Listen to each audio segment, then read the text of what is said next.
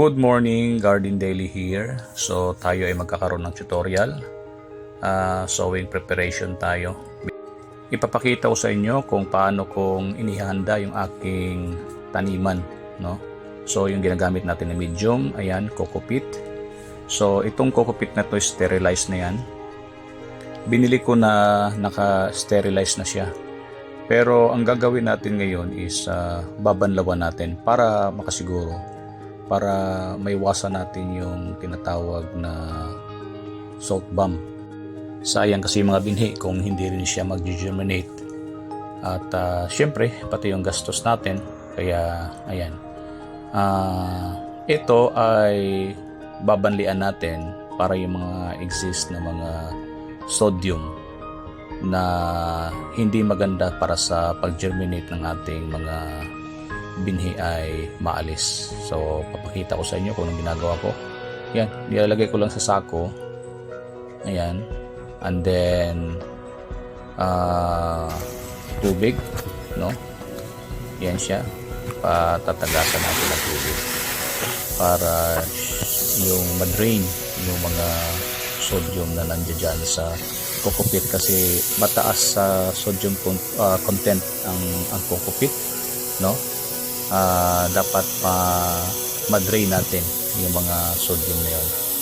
So ganito yung proseso na ginagawa natin. Sa pamamagitan nito talagang 100% yung germination ng natin, ng ating mga binhi. Yan. So hintay natin tanggal yung mga color niya, mga discoloration.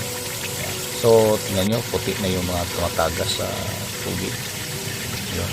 Kaya, lilipat ko na rito. Yan. So, dito, binabad ko siya sa tubig ulit pagkatapos kong pigaan doon para ma-buffer ulit siya. No? So, ito yung tinatawag na buffering stage. Tubig na merong calcium nitrate. Yung iba is yung tinatawag na CalMag, yung calcium magnesium. Yan yung ginagamit nila pang buffer. Maliit lang na amount yung nilalagay dito. Mga 1 gram is to 1 liter. No? 1 liter na tubig, 1 gram na calcium nitrate. So yun. It will stay for 24 hours. Yan dyan.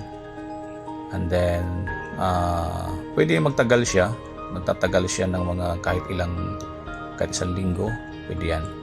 So after na mababad siya is pipigaan natin.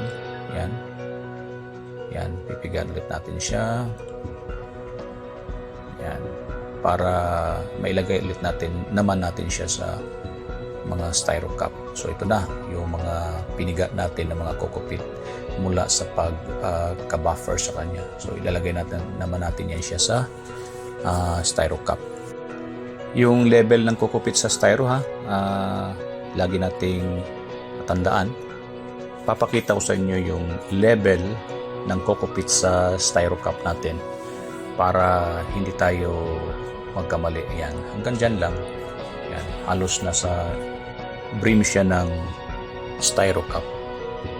Kasi kapag nasa kalahati na yung coco peat natin, na hindi makahinga yung ating lettuce pagka tumubo na siya at hindi siya buga na masyado, machochoke siya dyan sa brim, magkakaroon ng diferensya. Yung desire mo na laki is hindi mo makikita. So yan. Okay, so fast forward natin. So tandaan natin yung ating mga pamamaraan sa pag-prepare natin para sa ating medium, para maging maganda yung paglaki ng ating mga lettuce. So hanggang dito na lang yung ating tutorial. Sana ay makatulong sa lahat ng mga enthusiasts sa hydroponics. So, lagi nating tandaan dito sa Garden Daily, every leaf is experience, every root is knowledge. See you sa susunod na mga tip na ating ipapalabas.